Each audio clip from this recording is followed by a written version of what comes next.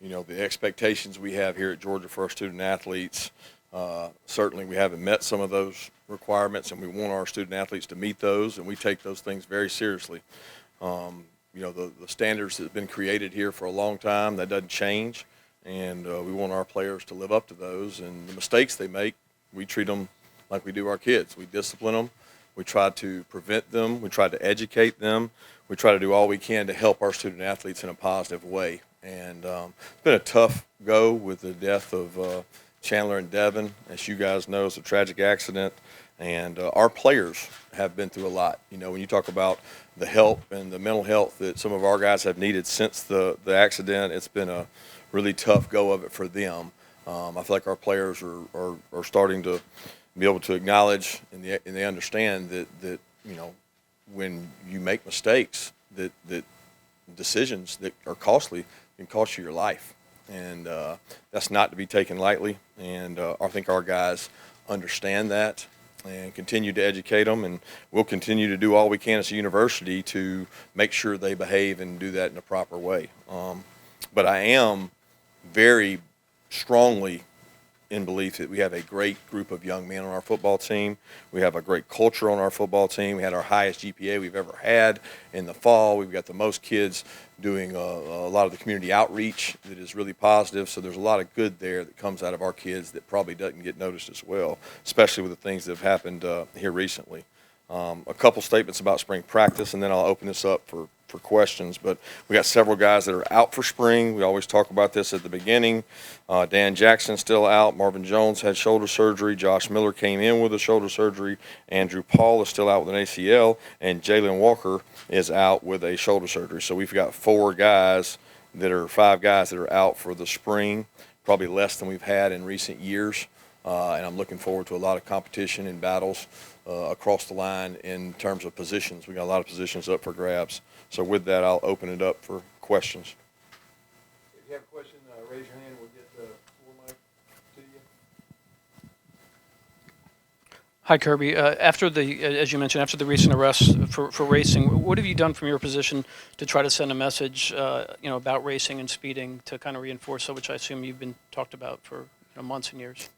Yeah, to be honest with you, I've never been a part of a program where that was something you had to repeatedly address. And as I said in the past, we had a session this summer where we brought in Athens Clarke County Police and UGA Police and addressed a lot of these issues with our team, actually in a team meeting setting, and played some video of things that were going on in Atlanta with drag racing and things that just concern you. We do that with drugs and alcohol.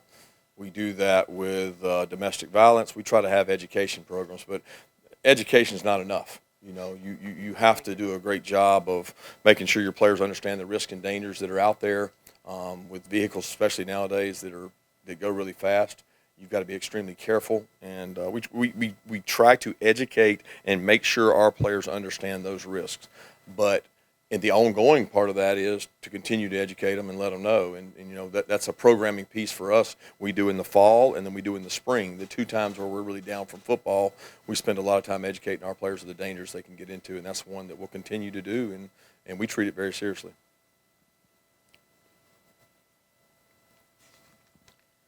That's with the players. You said on ESPN that no policy changes were needed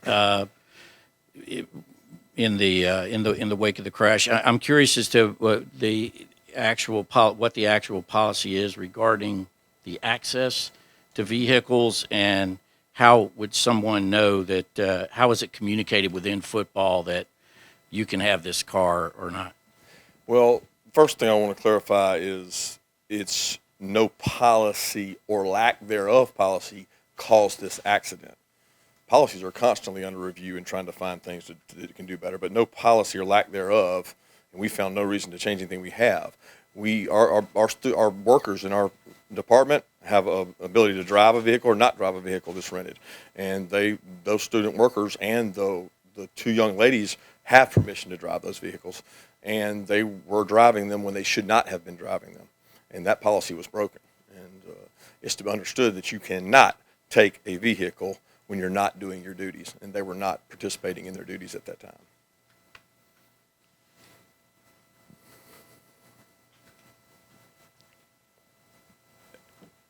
So of these issues that have come up, and you mentioned that some of the players have not met their responsibilities, basically. Do you feel that you have exercised proper control, proper supervision and oversight of the program? Or has this situation gotten out of hand for you? No, absolutely. We've got complete control of our program and our kids in our program. Do kids make mistakes? Yes, young student athletes make mistakes. They do. It happens all across the country. It happens here. There's no lack of control for our program. I think our kids across the board will tell you that we have an incredible culture here. We have a connective tissue that brings our team together. Our guys do make mistakes. That's historically probably going to happen when you're 18 to 22-year-old. Our job as coaches is to prevent that from happening, and that starts with me. And you do it by how you educate your players and how you discipline your players, and we'll continue to do that at a high standard.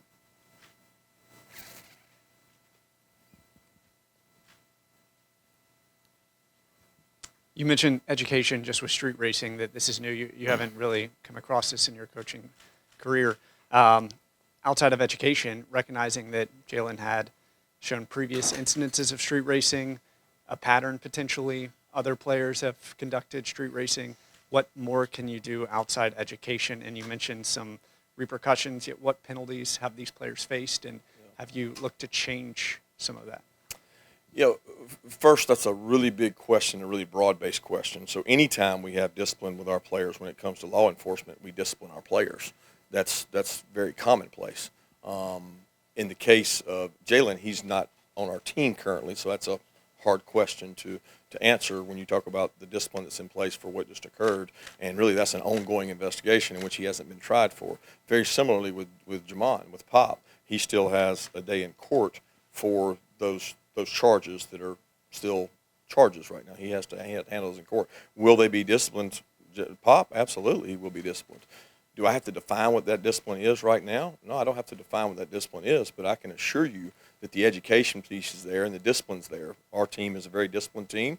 They're going to do what they're supposed to do when they're supposed to do it, and when they don't, they're going to face the repercussions from that. And that'll be the case in all these situations that we're talking about now.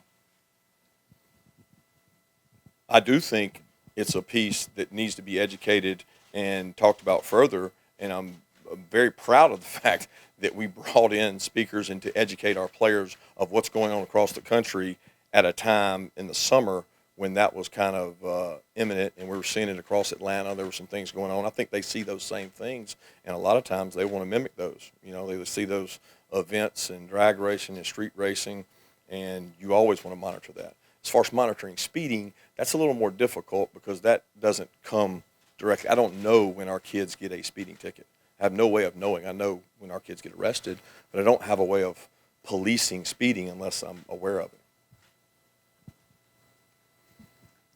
Kirby, are there any changes to the structure of your organization that you're going to make or policies that you think can help with off-field behavior?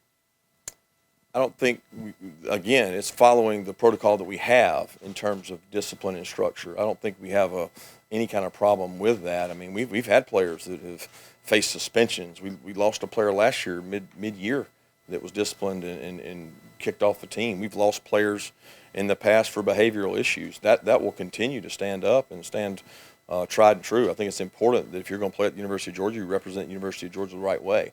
But I also think that these are young men that are going to make mistakes. And I'm a big believer in education, helping them to become better. It's not just does the discipline fit the behavior. Can you change the behavior? Because that's really what we're charged with, right? Growing young men into adults, making sure they graduate, make sure they become better people, and we've got to find better ways within our organization to continue to do that to help them. That's what we want to do. We want to help these young men become better people. I got a text from Jonathan Ledbetter, and he talked to me a long time about what it did for his life and how much it changed his life. Malik Herring, another guy.